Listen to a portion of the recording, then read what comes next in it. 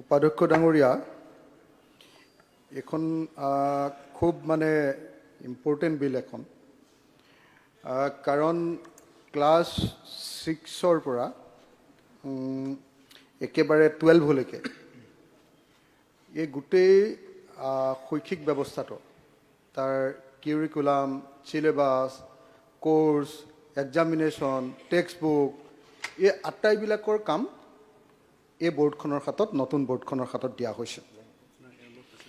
এইটো এটা বহুত ডাঙৰ দায়িত্ব, কিন্তু সেই দায়িত্বৰ কাৰণে যিজন মেইন মানুহ নিৰ্বাচন কৰা হ'ব চেয়াৰমেন, সেইজন আকৌ সদায় মন্ত্ৰীবিলাকৰ, যোনজন মন্ত্ৰী হয় যিটো সমষ্টিৰ পৰা, তেওঁলোকৰ ভোটাৰ এজনক আনি বহুৱাই দিয়ে। তেওঁলোকৰ ভোটাৰ এজনক আনি বহুৱাই দিয়ে।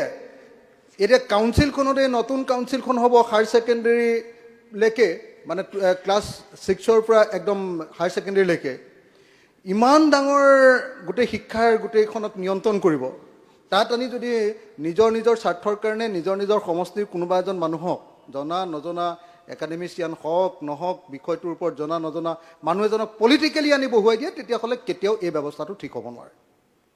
গতিকে মই মনোৰঞ্জন তালুকদাৰ ডাঙৰীয়াই যিটো প্ৰস্তাৱ উত্থাপন কৰিছে, সেইটোতে গুৰুত্ব দি ক'ব খোজোঁ যে আটাইতকৈ ইম্পৰ্টেঞ্চ দিবলগীয়া বস্তুটো হ'ল যে চেয়াৰমেন, ভাইচ চেয়াৰমেনসকল কোন হ'ব, তেওঁলোকক কেনেকৈ নিৰ্বাচিত কৰা হ'ব। মই ভাবোঁ যে এইটো যিহেতু সঁচাকৈ ইম্পৰ্টেণ্ট বস্তু, গতিকে এই কমিটিখনত মুখ্যমন্ত্ৰী ডাঙৰীয়া, শিক্ষামন্ত্ৰী ডাঙৰীয়া আৰু লিডাৰ অফ দ্য অপজিশ্যন, এই তিনিজনৰ চে থাকিব লাগে যে আচলতে চেয়াৰমেন কোন হ'ব লাগে। আৰু লগত আমাৰ গোটেইকেইখন ভাইচ চেঞ্চেলৰ, গোটেইকেইখন ইউনিভাৰ্চিটিৰ ভাইচ চেঞ্চেলৰসকল তাত মেম্বাৰ হয়, আটাইবিলাকে মিলি আচলতে চেয়াৰমেনজনক চিলেক্ট কৰাৰ ব্যৱস্থা গ্ৰহণ কৰিব লাগে, যাতে আমাৰ বিদ্যালয় শিক্ষাটো প্ৰকৃত অৰ্থত এটা ষ্টেণ্ডাৰ্ড মেইনটেইন কৰিব পাৰে। প্ৰত্যেকে যদি, মই কাইলৈ মন্ত্ৰী হ'লোঁ, বেলেগ এজন কাইলৈ মন্ত্ৰী হ'ল, তেওঁলোকৰ নিজৰ নিজৰ অঞ্চলৰ, নিজৰ নিজৰ জনগোষ্ঠীৰ নিজৰ নিজৰ মানুহক আনি তাত আনি এইটো বহুৱাই দিয়ে, আৰু ইমান ডাঙৰ কাৰবাৰ এটাক যদি তেওঁলোকক চলাবলৈ দিয়ে, তেতিয়াহ'লে কেতিয়াও সেইটো ভাল হৈ থাকিব নোৱাৰে। দ্বিতীয় বস্তুটো হ'ল যে এই বৰ্ডখনৰ হাতৰ পৰা নিয়োগৰ বস্তুটো, এই যে ৰিক্ৰুইটমেণ্ট, তাত কোনোবা এজন বৰ্ডৰ চেয়াৰমেন আহিলে, তেওঁৰ নিজৰ মতে আমুক বিষয়া এজনক বহুৱাই ল'লে, আমুক কৰ্মচাৰী এজনক বহুৱাই ল'লে, এই কাৰবাৰটো একেবাৰে আঁতৰাই দিব লাগে, এওঁলোকক একেবাৰে একাডেমিক কাম কৰিব দিব লাগে। গভমেণ্টে ডাইৰেক্টলি যি নিযুক্তি দিব, গভমেণ্টৰ পিনৰ পৰা নিযুক্তি হ'ব লাগে। এই কথাটো আচলতে ইয়াৰ ভিতৰত অন্তৰ্ভুক্ত হ'ব লাগে, তেতিয়াহে আমাৰ এই গোটেই বৰ্ডখনে, এই গোটেই কাউন্সিলখনে প্ৰকৃত অৰ্থত এটা শৈক্ষিক কাম কৰাটো সম্ভৱপৰ হ'ব।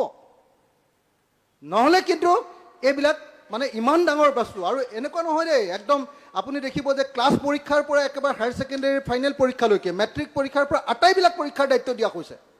কোৰ্চ, চিলেবাছ, টেক্সট বুক, আটাইবিলাকৰ দায়িত্ব দিয়া হৈছে।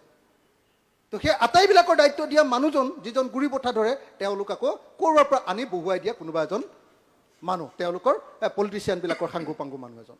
এইটো কেতিয়াও কোৱা উচিত নহয়।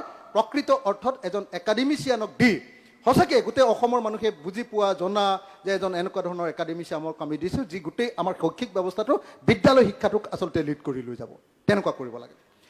দ্বিতীয় কথাটো হ'ল এডুকেশ্যন, গোটেই ব্যৱস্থাটোৰ কথাটো চবেই কৈ আছে। আমাৰ এডুকেশ্যন ব্যৱস্থাটো আপুনি চাওক, LP স্কুলত 6টা ক্লাছ বা 5টা ক্লাছ, শিক্ষক আছে এজন বা দুজন। সেইটো কি এডুকেশ্যন ছিষ্টেম হ'ব কওক? এজন বা দুজন শিক্ষকে 6টা ক্লাছ চলাব পাৰে নেকি কওক? তাৰপাছত এটা হলতে, LP স্কুলৰ এটা হলতে, এটা দীঘলীয়া ৰুম এটাতে 4টা বা 5টা বা 6টা ক্লাছ। তাতে নেওতাও গাই থাকিব, তাতে অংকও কৰি থাকিব, তাতে সাহিত্যও পঢ়ি থাকিব, কিন্তু বাৰু এডুকেশ্যন হ'ল নেকি কওকচোন? এইটো কিবা এডুকেশ্যনৰ সঁচাকৈ মিনিমাম কামকেইটাও আমি এতিয়ালৈকে কৰিছোঁনে? বৰ দুৰ্ভাগ্যজনক এডুকেশ্যন ছিষ্টেম এটাৰ মাজেদি আমি আগবাঢ়ি গৈ আছোঁ।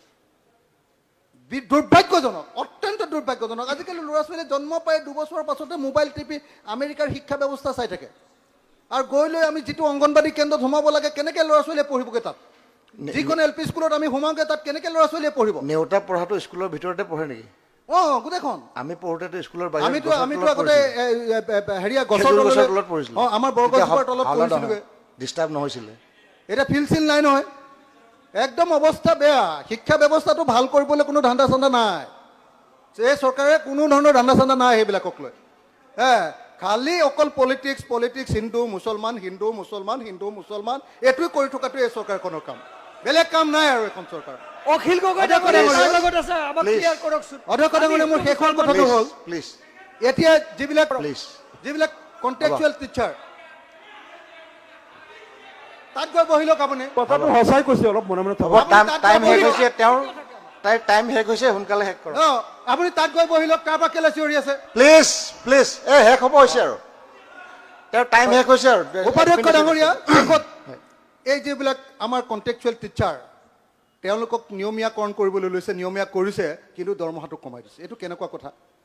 এইটো একেবাৰে শিক্ষকসকলৰ প্ৰতি অপমান আৰু তেখেতসকলক কামৰ পৰা মানে বিতাড়িত কৰি আন্দোলনলৈ যোৱা, কাম বায়া কৰা, এইটোৰ কাৰণে উৎসাহিত কৰিছে। এইটো একদম বন্ধ কৰিব লাগে। Thank you. আৰু ভেঞ্চাৰ স্কুলবিলাক একেবাৰে চৰকাৰীকৰণ নিয়মীয়াকৰণ কৰাটো যে বন্ধ কৰি দিছে Thank তাৰ you. টিচাৰবিলাকক, সেইটো উঠাই লৈ ভেঞ্চাৰ স্কুলৰ যিবিলাক টিচাৰ তেওঁলোককো আকৌ নিয়মীয়াকৰণ কৰাৰ কাৰণে, প্ৰভিজনটো খুলিবৰ কাৰণে, আইন সংশোধন কৰিবৰ কাৰণে মই দাবী জনাইছোঁ। ধন্যবাদ, এইখিনি কথাই ক'লোঁ। Thank you. ধন্যবাদ।